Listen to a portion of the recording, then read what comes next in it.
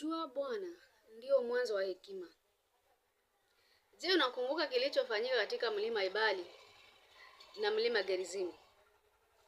Ukisoma kitabu cha Deuteronomy 27 kuanzia 6, tunaona vile Musa alivyoongoza wana Israeli kwenda mlima Gerizim na kwenda mlima Ebali. Ebali alienda kwa laana.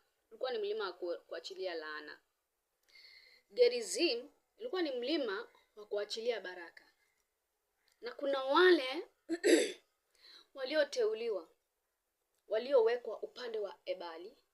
Kuna wale waliowekwa upande wa Gerizim. And then the priests had to stand to command. Na wakati walikuwa wakicommand kama wameamrisha laana, wale walikuwa wanajibu wakiwa katika mlima Ebali, walikuwa wanasema amen. Na iwe hivyo. Tusome kitabu cha nikusomee. Deuteronomy 27. Tuanzie 9. Musa na makuhani Walawi wakawaambia Israeli wote wakasema, nyamaza, usikize, Israeli. Leo umekuwa watu wa Bwana. Umekuwa watu wa Bwana Mungu wako. Basi isikize sauti ya Bwana Mungu wako, ufanye maagizo yake na amri zake ni kuagizavyo leo. Musa akawaangazia wale watu siku hiyo hiyo. Akasema, hawa ni wasimame juu ya mlima Gerizimu kwa kuwabarikia watu. Mkishavuka Yordani, Simeoni na Lawi na Yuda na Isakari na Yusufu na Benyamini, na hawa na wasimame juu ya mlima Ebali kwa laana. Rubeni na Gadi na Asheri na Zabuloni na Dani na Naftali. Kisha Walawi wakajibu wawaambie watu wote wa Israeli kwa sauti kuu. Kuanzia 15 ni laana zote hadi 26. Na alaaniwe mtu afanyaye sanamu ya kuchonga au kusubu machukizo kwa Bwana. Ukienda hadi angalia hiyo ni 15. 18. Na alaaniwe ampotezaye kipofu akakosa njia. That is 18. Ruka enda 24. Na alaaniwe ampigaye mwenzake kwa siri, na watu wote waseme amina. 25. Na alaaniwe atoae ujira kumuua asiye makosa. Angalia 29. Na alaaniwe asiye wawekea imara maneno ya Torati hii, anayegeuza neno anayegeuza neno. Laana, yani automatically laana iko. Ukiingia katika kitabu cha hiyo Kumbukumbu la Torati 28 kuanzia 1, itakuwa utakapoisikia sauti ya Bwana, ukisikiza sauti ya Mungu wako kwa bidii kuanzia kufanya maagizo yake yote ni kuagizao leo, ndipo Bwana Mungu wako atakapokutukuza juu ya mataifa yote ya dunia, na baraka hizi zote zitakufuatilia. Yani utabarikiwa mjini, utabarikiwa mashambani, uende ushuke zote kwenda hadi 12, shuka hadi 14, zote ni baraka. Lakini ikifika 15 inasema, lakini itakuwa usipotaka kuisikiza sauti ya Bwana Mungu wako, usiangalie kufanya maagizo yake yote na amri zake nikuagizavyo hivi leo, ndipo zitakapokujia laana hizi na kukupata. Utalaaniwa mjini, utalaaniwa mashambani, yani laana kwa sababu ya kutosikiza. That means unapokosa kwenda na njia ya kiungu, laana inakam automatically. Tunauliza kwa nini wachungaji wanateseka? Kwa nini tunateseka? Kwa nini ni kama Mungu hatusikii? Kama unajua unachanganya ministry yako. There. Unachanganya ministry yako. Mara umebebwa na envy kwa sababu mwenzako ako na huduma nzuri, ama ako na huduma ambayo ni tofauti na yako. Unabeba envy. Hiyo ni kutofanya kazi ya Mungu vile Mungu alikuagiza. Laana automatically pap. No negotiation. Usipoenenda kwa njia za kiungu, laana inashuka. Unapiga wenzako kiroho, laana inashuka. Wengi wao ni kuwa, wengine kiroho. Sasa hizi kila mtu ako talented kuvunja kiroho. Unaua watoto wa kiroho. That is demonic, not godly. That is not a godly foundation. That is a demonic foundation. Na hiyo yote inakuja na laana. Judging the servants of God. You are too judges. Yani una judge ambapo we have only one righteous judge. Last time tulikuwa tunaongelea hilo jambo. Do not be a judge over other people. Kila mtu ana makasoro zake. Lakini usijudge. Tunateta ati mimi hata siwezi kuwa mchungaji kwa sababu vile naona wachungaji wanafanya. Unapotoka kwa wema wa Mungu, alafu juu ukionyesha weakness yako, kasoro zako, hizo ndio Mungu anatumia. Unaonyesha kasoro ya kupiga wenzako, atakupromosha ainue mwingine.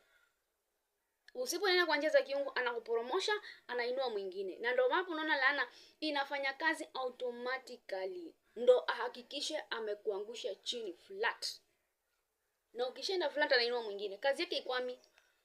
Hautaenda kwa mazingaomba, hautaenda kujaza makaratasi zako, hautaenda kwa ajili ya pesa. Hautaenda huko ukoroge anga yako, ukuje wataka kufunga watoto wa kiroho na Mungu akubali urongo. Atakutwanga pia wewe. Akutoe kwa njia zake. Ndio isimamishe huyo unaona kama hafai. Huyo ndio utamwona. Wewe unafikiria umekamata mtoto umemweka kuzimu. You are changing the situation to a servant of God. Mtu ametoka kwa shida. Mtu ametoka mahali hata hajiwezi. Hata familia yake hajiwezi. Mungu amemuinua, amemweka kwa hali ambayo inastahili, ndio ashikilie familia yake ama ashikilie wachungaji walio chini yake. Wewe unakuja unaanza kubonda. Manake wewe ulishindwa kustahimili na kusimama jinsi ambavyo Mungu alikuambia. Hasa unataka kuona kuvunja haka, kukamaliza haka, kisa na maana kanenda na sauti ya Mungu. Ile mtoto amelipa gharama. Gharama yake hiyo ni machozi yake yaoni. Uchungu aliopitia uone. Kwa nini una tu advantage ya kujitekea? That is bad. Tunafaa tuwe na moyo wa utu. Na ndio maana mimi nasema tulikuwa tunasema kwa seminar, ni lazima tuwe na moyo wa uungu. Lazima tuombe roho ya kiungu ndani yetu iwe inakaa ndani yetu. Cause this is so abnormal. In the spirit there is mambo mengi imeharibika. Ingia huko. Walk into those dimensions. Uangalie jinsi maisha ya wachungaji ilivyo, jinsi tunavyoendelea. Tunaenda hivi. Hatupandi, tuko hivi. Na tunaenda kwa kasi sana. Na bado tunazidi kushuka.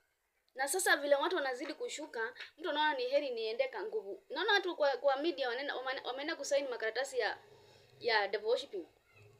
Ndio wapate anointing zaidi. They are going. Na wanatumia hiyo na watu wanajua, lakini still hivyo wanaenda ati manake kuna miujiza. Naenda hivyo. We are called kuvuna nafsi. Healing, deliverance, it is part of the ministry. Lakini the main purpose ni kuvuna nafsi. Tujiletee in our kingdom. Our heavenly kingdom. Tuwanyakue kutoka kwa mikono ya yule muovu. Tuwalete katika ulimwengu wa kiungu, our spiritual realms. Tuwanyakue kutoka mikononi mwa shetani. Tuwalete in our heavenly kingdom. And you know our principles. Being a servant of God, you know the principles of the kingdom of heaven. Lakini wewe, you want to lay your own foundation, which is demonic, and you want the voice of God to speak to you. Wewe unataka ulay another evil foundation upon a foundation that is good, that is to help the servants of God and the upcoming musicians and artists. Lakini unataka Mungu akuongeleshe na unataka uvunje hii. Lakini unataka tu still wasema God doesn't speak with me. Saa hizo umegeuza madhabahu, umeangaliza upande mwingine. It doesn't work like that. Wale walio chini Mungu akiwainua, manake analeta kizazi kingine kilicho na nguvu zaidi ya kile kilichokuwa. And then mnasema ati watoto wanatumia roho ya devil worshiping. Continue saying that. Na ukijaribu kumpeleka huko kwa devil worshiper, haendi na hataenda, maana ni mteule wa Bwana. Amejazwa nguvu. Yani gharama yake ni tangu utotoni. Na Mungu amempenda. Na ni kizazi kile ambacho anasema kwamba akitatikiswa na awaye yote, manake yeye ndiye atakayekuwa amechagua. Yeye ndiye aliyechagua. Keep on moving. Endelea kujaribu. Endelea kuvunja. Endelea kutafuta watu. Lakini itakuja fimbo moja peke moja tu. Utasikia kahasho kamefinywa chui. Na ndio sijui kama kesho utaamka. Be careful, be mindful. Kazi ya Mungu haichezewi. Na Mungu hajalala. God is alive. Acha kusema ati sisi ndio tulioitwa kwanza. Ati tumehubiri miaka nyingi. Tumefanya hii kazi miaka nyingi. Mtatuambia nini? Ingia TikTok. Chunguza wale watoto wako pale. Watu wamejaza nguvu hivi. Watu wamejaza neema hivi. Na watapewa cover na mtu huyo. Only one servant of God will be sent. A person with a higher authority. A person in the spirit that have a spiritual powerful office. Na ataweka cover in the spirit.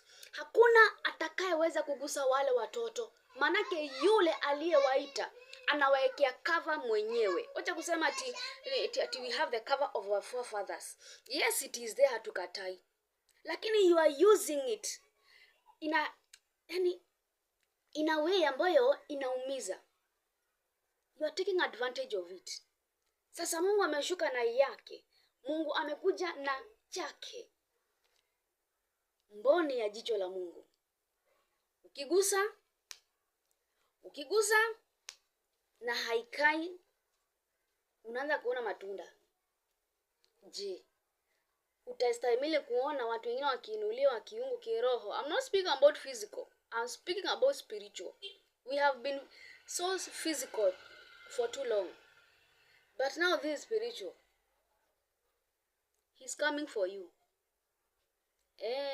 He's coming for you. Endelea tu kuua. Ghadhabu yaja. Na ishashuka. Ghadhabu kwa makanisa ishashuka. Haiko kwa anga. Jinsi tulikuwa tunaambiwa tiko kwa anga.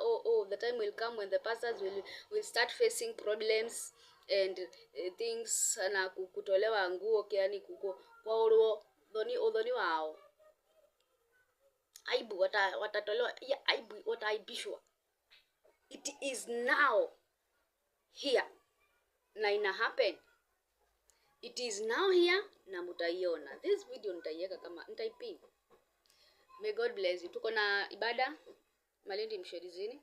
Siku ya kesho itakuwa ni siku ya mwisho. Na Mungu wa baraka awabariki na awalete karibu kwa jina lake takatifu. My time is over. I have to go to a certain meeting. Shalom, shalom. God bless you.